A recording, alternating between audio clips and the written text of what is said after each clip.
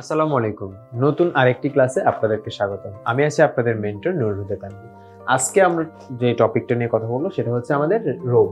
আমাদের সেলফোনের একটা আইসির নাম হচ্ছে কি রোম আইসি। এই রোম আইসি নিয়ে আজকে আমরা কথা বলবো। সংক্ষিপ্ত কিছু কথা বলবো আপনাদের সাথে। আমরা হয়তো প্র্যাকটিক্যালি জিনিসগুলো হয়তো আরো ডিটেইলে বলবো।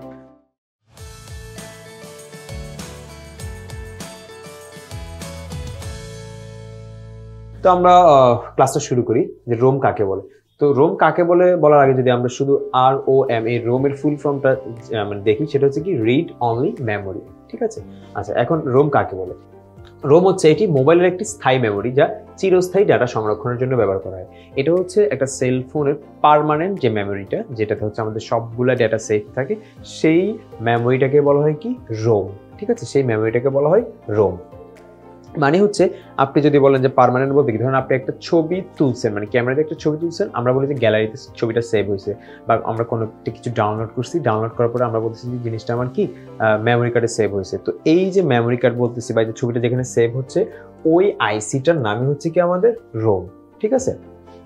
আচ্ছা, এবং এটা চিরস্থায়ী, মানে আপনি যতক্ষণ পর্যন্ত না সেটা রিমুভ করবেন, সেটা ডিলিট করবেন, ততক্ষণ পর্যন্ত কিন্তু সেটা আপনার ওই গ্যালারিতে বা আপনার ওই আইসির মধ্যে থেকেই যাবে।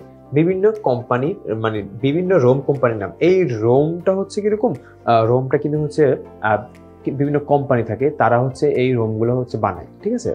তো ওই কোম্পানিগুলোর নাম এখানে দেওয়া আছে, স্কাইনিক্স, তারপরে স্যান্ডিক্স আছে, স্যামসাং আছে, SEC এটাও একটা কোম্পানি আছে। তো এরকম আসলে কয়েকটা কোম্পানি আছে, তারা শুধু রোম হচ্ছে তারা বানায়। ঠিক আছে, এই জিনিসটা এখানে লেখা আছে। তারপরে রোমের অল্টারনেটিভ কিছু নাম আছে, যেটা হচ্ছে যেমন ফ্ল্যাশ আইসি। রোমকে ফ্ল্যাশ আইসি নামে অনেকে চিনে, অনেকে হচ্ছে EMMC নামে চিনে, ইনভাইটেড মাল্টিমিডিয়া কার্ড, অনেকে হচ্ছে ন্যান নামে চিনে, অনেকে হচ্ছে ফিক্সড মেমোরি। ঠিক আছে, অনেকে হচ্ছে NVMe। মানে রোমের আসলে বিভিন্ন ধরনের নাম থাকে। আইফোনের ক্ষেত্রে জাস্ট হচ্ছে আর কি ন্যান বলে, রোমটাকে বলা হয় কি ন্যান। তো রোমটা হচ্ছে কিরকম, তাহলে রোমটা হচ্ছে একটা পার্মানেন্ট মেমোরি। আপনাদের যখন হচ্ছে নেক্সট ক্লাসে যখন আমরা র্যাম নিয়ে আলোচনা করব, তখন হচ্ছে আপনি এই রোম র্যামের যখন পার্থক্যটা বুঝতে পারবেন, তখন এই ক্লাসটাকে আপনারা হয়তো আরো ক্লিয়ারলি বুঝতে পারবেন। ঠিক আছে। আমাদের এখন যে ক্লাসগুলো হচ্ছে আইসির ক্লাসগুলো কিন্তু আমরা খুবই সংক্ষেপে আপনাদের ক্লাসগুলো হচ্ছে উপস্থাপন করছি। কজ হচ্ছে এই আইসির কাজেই আপনি শিখবেন। একটা মাদারবোর্ডের মধ্যে কিন্তু বেশি মোস্ট ইম্পর্টেন্ট কিন্তু এই আইসিগুলোর প্রবলেমের কারণে কিন্তু হচ্ছে আমরা মানে ফোন ডেড বা এই টাইপের আমরা কথা বলে থাকি। ঠিক আছে। তো এই আইসিগুলো খুবই ইম্পর্টেন্ট, বাট আমরা আপনাদেরকে এখন শুধু পরিচয় করাচ্ছি আইসিগুলোর সাথে, বা কেমন কোম্পানি হতে পারে, কি নাম হতে পারে। কিন্তু এটা কিন্তু যখন আমরা প্র্যাকটিক্যালি করাবো, তখন কিন্তু এটা প্রত্যেকটা একটা সেকশন দেখা গেছে 2টা ক্লাসও কিন্তু আপনার হয়ে যেতে পারে। আচ্ছা, তো এই আইসিটা যেটা আমরা একদম শুরুতে বলছি যে আইসি 2 প্রকার, একটা বিজিএ একটা পিজিএ।